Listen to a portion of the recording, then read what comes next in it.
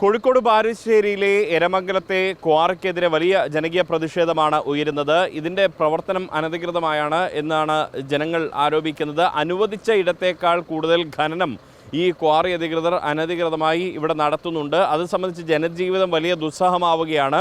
അതുകൊണ്ട് സ്ത്രീകളടക്കമുള്ളവരാണ് ഇപ്പോൾ സമരത്തിന് ഇറങ്ങിയിരിക്കുന്നത്. ഇവരുടെ വലിയൊരു പ്രശ്നമാണ് അധികൃതർ കണ്ണടയ്ക്കുകയാണ് എന്നാണ് ഇവർ ആരോപിക്കുന്നത്. എന്താണ് നിങ്ങളുടെ പ്രധാനമായുള്ള പ്രശ്നം? ഞങ്ങളുടെ പ്രശ്നം ഈ കോറിയ മാഫിയ കൊണ്ട് ഞങ്ങൾക്ക് ഇവിടെ നിൽക്കാൻ പറ്റാത്ത അവസ്ഥയാണ്. വീടും പരിസരവും പൊടിയായിട്ട് വീട്ടിലുള്ള കുട്ടികൾക്കും പ്രായമുള്ള ആൾക്കാർക്കും എല്ലാവർക്കും അലർജി രോഗങ്ങൾക്ക് അടിമപ്പെട്ടിരിക്കുകയാണ്. ക്യാൻസർ രോഗികൾ വരെ ഈ നാട്ടിലുണ്ട്. പക്ഷേ ഞങ്ങൾ ആരെടുത്ത് ഞങ്ങൾ ഉദ്യോഗസ്ഥരെടുത്ത് പോയാലും ഞങ്ങൾക്ക് വേണ്ട രീതിയിലുള്ള ഒരു ഇത് കിട്ടുന്നില്ല. അതിന് വേണ്ടിയിട്ടാണ് ഞങ്ങളിവിടെ ഇപ്പോൾ സമരം നടത്തിയിരിക്കുന്നത്. ഞങ്ങൾ അത്രയും ബുദ്ധിമുട്ടിയിട്ടാണ് ഇവിടെ ജീവിക്കുന്നത്. ഈ മഴയത്ത് ഞങ്ങളിവിടെ കാണുന്ന പോലെ ഇവിടെ ഒരു പ്രതീക്ഷയില്ല. അത്രയ്ക്കും മണ്ണ് കുണ്ടച്ച് കൂട്ടിയിട്ടിരിക്കുകയാണ് ഞങ്ങളൊക്കെ താമസിക്കുന്ന വീടിൻ്റെ മുകളിൽ. അതാണ് ഇവിടുത്തെ ഇപ്പോഴത്തെ അവസ്ഥ. എന്താണ് നിങ്ങൾ നേരിടുന്ന ദുരിതം? ഈ കോറിൻ്റെ ഏറ്റവും താഴ്ഭാഗത്ത് താമസിക്കുന്ന ഒരാളാണ് ഞാൻ. ആ വീടിൻ്റെ ഒരു 100 അടി ഉയരത്തിൽ പോയി നോക്കിയാൽ കാണാം മണ്ണിട്ട് വെച്ചിരിക്കുകയാണ്. അടുത്ത മഴ പെയ്യുകയാണെങ്കിൽ ഞങ്ങൾ മണ്ണിൻ്റെ അടിയിലാണ് അവിടെ വന്ന് കണ്ടവരെല്ലാവരും പറയുന്നത്. ഉറപ്പാണ്, നിങ്ങൾ വന്ന് നോക്കിയാൽ നിങ്ങൾക്ക് മനസ്സിലാവും. അടുത്ത മഴയിൽ ഞങ്ങൾ ഉള്ളിലായിരിക്കും മണ്ണിൻ്റെ. അപ്പോൾ ഒരു മീഡിയനോട് ഞങ്ങൾക്ക് പറയാനുള്ളതാണ്, ഞങ്ങൾ അതിൻ്റെ ഉള്ളിൽപ്പെട്ടാൽ ഞങ്ങളെ തോണ്ടി എടുക്കരുത്, അവിടെ തന്നെ ഇട്ട് മൂടണം. അതാണ് ഞങ്ങൾക്ക് ഏറ്റവും കൂടുതൽ പറയാനുള്ള കാരണം. ഈ പ്രകൃതി ദുരന്തം ഉൾപ്പെടെ ഇവിടെ സംഭവിക്കും എന്നുള്ളതാണ് ഇവർ വ്യക്തമാക്കുന്നത്. എന്താ നിങ്ങളുടെ പ്രശ്നം? ഇവരുടെ കയ്യിൽ ഒരുപാട് പേപ്പേഴ്സും കാര്യങ്ങളൊക്കെ ഉണ്ടെന്ന് പറയുന്നുണ്ട്. പക്ഷേ ഒരു കാര്യം മാത്രം ഞങ്ങൾക്ക് പ്രോമിസ് ചെയ്താൽ മതി. ഞങ്ങളുടെ ജീവന്, ഞങ്ങളുടെ ലൈഫിന് എന്തെങ്കിലും ഒരു പ്രോമിസ് ഇവർക്ക് തരാൻ പറ്റുമോ എന്നുള്ളത് ഞങ്ങൾക്ക് അവർ ഗ്യാരണ്ടി തരേണ്ടതാണ്. തീർച്ചയായിട്ടും അധികൃതരുടെ ശ്രദ്ധയിൽപ്പെടുത്തുമ്പോൾ അധികൃതർ എന്ത് പറയുന്നു എന്നുള്ളത്. എന്താണ് അധികൃതർ പറയുന്നത്? ഇവർക്ക് ഇത്രയും ഞങ്ങളൊക്കെ ഞങ്ങളെ ജീവന് വിലയില്ലാണ്ട് ഇവർക്ക് അനുമതി കൊടുത്ത അധികൃതർ ഞങ്ങളെ എടുത്ത് വന്നിട്ട് ഞങ്ങൾക്ക് സംരക്ഷണം തരണം. ഇവർക്ക് ഇത്രയും ഇവിടെ വന്ന് നോക്കാണ്ട് ഇത്രയും വീടുകൾ, സ്കൂളുകൾ, മദ്രസകൾ, അങ്ങനെ പല സ്ഥാപനങ്ങളും വീട്ടിലിരിക്കാൻ പോലും ഞങ്ങൾക്ക് പറ്റുന്നില്ല. അലർജി രോഗങ്ങൾ കൊണ്ട് വീട്ടിലെ പ്രായമുള്ളവരെയൊക്കെ മറ്റു വീട്ടിലേക്ക് താമസം മാറ്റിയതാണ്. വീട്ടിൽ നിൽക്കാൻ പറ്റാത്ത അവസ്ഥയാണ്. ഇവർക്ക് അനുമതി കൊടുത്ത അധികൃതർ ഇവിടെ വന്നിട്ട് ഞങ്ങളടുത്ത് പറയണം, ഞങ്ങളെ ജീവന് ഇവർ സംരക്ഷണം തരണം. ഇവർക്ക് അനുമതി കൊടുത്ത അധികൃതർ. അതുവരെ ഞങ്ങൾ സമരം തുടരും. നമുക്ക് ഈ ദൃശ്യങ്ങളിൽ നിന്ന് തന്നെ കാണാം, ഇവിടെ സ്ത്രീകളും പുരുഷന്മാരും അടക്കമുള്ള ആളുകൾ അവരുടെ എല്ലാ കാര്യങ്ങളും മാറ്റിവെച്ചുകൊണ്ട് അവരിപ്പോൾ വലിയ സമരരംഗത്താണ് ഇപ്പോൾ നിൽക്കുന്നത്. അവർ പറയുന്നത് അവരുടെ ജീവന് പോലും വെല്ലുവിളി ഉയർത്തുന്ന രീതിയിലാണ് ഈ ക്വാറിയുടെ പ്രവർത്തനം എന്നുള്ളതാണ്. ഇപ്പോൾ ഈ സംരക്ഷണ സമിതിയുടെ, ജനകീയ സംരക്ഷണ സമിതിയുടെ ചെയർമാനുണ്ട്. നിങ്ങൾ എത്ര ദിവസം ഇത് സമരം തുടങ്ങി? ഞങ്ങളിപ്പോൾ ഒരുപാട് പരാതി എല്ലാവർക്കും കൊടുത്തു കഴിഞ്ഞു. ആരും ആ പരാതിയെ സംബന്ധിച്ചൊന്നും കേൾക്കാൻ തയ്യാറില്ല.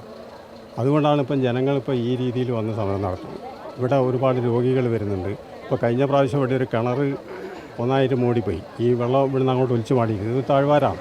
അപ്പോൾ ഇതിൻ്റെ അരികിൽ കൂടെയൊക്കെ ഒരുപാട് വീടുകളുണ്ട്. ഈ വീടുകാരൊന്നും ഒരു സംരക്ഷണം ഒന്നും ഉറപ്പ് വരുത്താതെയാണ് ഇവർ ഈ പണി ഇവിടെ നടത്തിക്കൊണ്ടിരിക്കുന്നത്. ഇപ്പോൾ ഒരു 10-15 മീറ്റർ ഉയരത്തിൽ മണ്ണിട്ട് ഇതായിക്കൊണ്ടിരിക്കുക. അപ്പോൾ ഇതിൻ്റെ ഇടയിൽ ഇവർക്ക് ഇവിടെ ജീവിക്കാൻ കഴിയില്ല. എല്ലാവരും വളരെ ഭീതിയിലാണ്. അപ്പോൾ ഇതിന് ആരാണോ ഇതിനൊക്കെ അനുമതി കൊടുക്കുന്നത് വെച്ചാൽ അവർ വന്നിട്ട് ഇതിനൊരു സമാധാനം ഉണ്ടാക്കുക എന്നുള്ളതാണ് അവരുടെ ഈ സമരസമിതിൻ്റെ ആവശ്യം. ഇത് എത്ര വീട്ടുകാരാണ് ഇത് നേരിട്ട്? 100ഓളം കുടുംബങ്ങളെ ബാധിക്കുന്നത് ഈ താഴ്വാരങ്ങളിലൂടെ. ഇപ്പം മുകളിൽ വരുന്ന ഒരാൾക്ക് ഇവിടെ അങ്ങനത്തെ ഒരു പ്രശ്നം തോന്നുന്നില്ല. പക്ഷേ ഇതിൻ്റെ അടിയിൽ കൂടെ പോയി നോക്കിയാൽ ഒരുപാട് വീടുകളുണ്ട്, കിണർ. എന്താണ്? സ്കൂളുണ്ട്, മതപഠന സ്ഥാപനങ്ങളുണ്ട്, മദ്രസകളുണ്ട്, അതേപോലെ അംഗൻവാടിയുണ്ട്. ഇതൊന്നും പരിഗണിക്കുകയാണ് ഇവർ സർക്കാരിൻ്റെ അനുമതി ഇവർ വാങ്ങിയിരിക്കുന്നത്. നിരവധി തവണ ഞങ്ങളുടെ കലക്ടർ ചേംബറിൽ പോലും മധ്യസ്ഥ പോയി. അവിടെ നിന്നും ഈ സാധാരണക്കാർക്ക് അനുകൂലമായ ഒരു നടപടിയും അവരുടെ ഭാഗത്തുനിന്നും ഉണ്ടായില്ല. അങ്ങനെ നിരവധി തവണ ഞങ്ങൾ അവർക്ക് പല വിട്ടുവീഴ്ചകളും ചെയ്തു കൊടുത്തു. പക്ഷേ അവിടെ നിന്നൊന്നും ഞങ്ങൾക്ക് അനുകൂലമായൊരു നടപടിയുണ്ട്.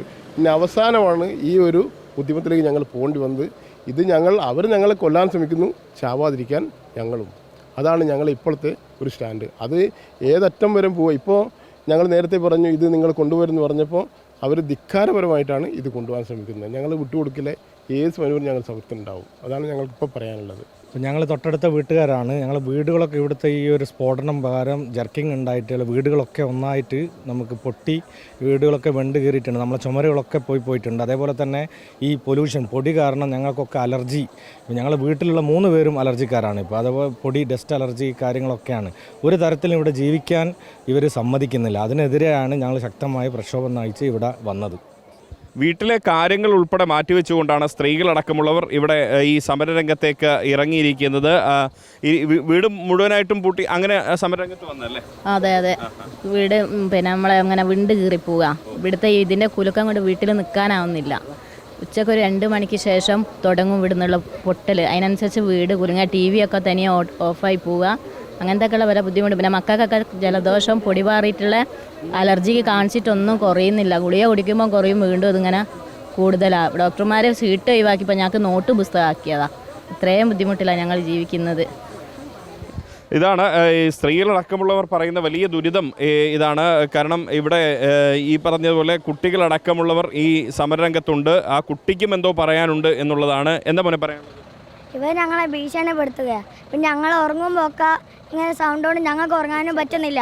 ഉച്ചക്കൊക്കെ ഇവർ 2 മണിക്ക് അലാറം വെച്ചിട്ടാണ് ഇതൊക്കെ പൊട്ടിക്കുന്നത്. ഞങ്ങൾക്ക് വീടൊക്കെ കുലുങ്ങുക, ജനലൊക്കെ നല്ല വൈബ്രേഷനായി ഇങ്ങനെ ഇളകുക. ഇപ്പം നല്ലോണം ഭീഷണിപ്പെടുത്തുക ഞങ്ങളാ.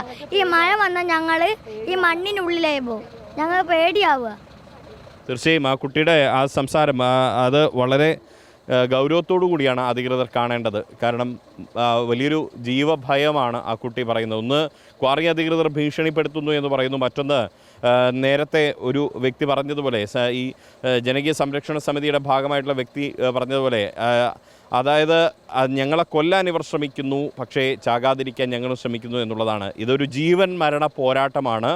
ഒരുപക്ഷേ പലരും ശ്രദ്ധിക്കാതെ പോകുന്നത് ഇതൊരു ഗ്രാമീണ പ്രദേശത്തുള്ള ഒരു ജനങ്ങളുടെ അതിജീവന പോരാട്ടമായതുകൊണ്ടായിരിക്കാം. പക്ഷേ ഈ ഒരു അതിജീവനത്തിനൊപ്പം നിൽക്കേണ്ടുന്ന ബാധ്യത ഉദ്യോഗസ്ഥർക്കുണ്ട്. കാരണം 100 കണക്കിന് കുടുംബങ്ങളുടെ പ്രശ്നമാണ്, ഇവരുടെ ജീവിതമാണ്, ജീവനാണ്.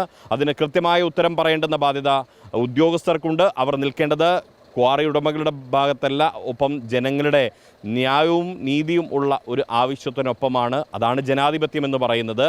അത് ഉദ്യോഗസ്ഥരുടെ കണ്ണ് തുറപ്പിക്കട്ടെ ഈ സമരം എന്ന് മാത്രമാണ്. ഈ സമരം ഇനിയും തുടരും എന്നുള്ളതാണ് ഇവർ വ്യക്തമാക്കുന്നത്. എരമംഗലത്ത് നിന്നും ക്യാമറ പേഴ്സൺ റിഷാദ് ടിക്കിക്കൊപ്പം Riyas KMR, Kerala vision news, Kozhikode.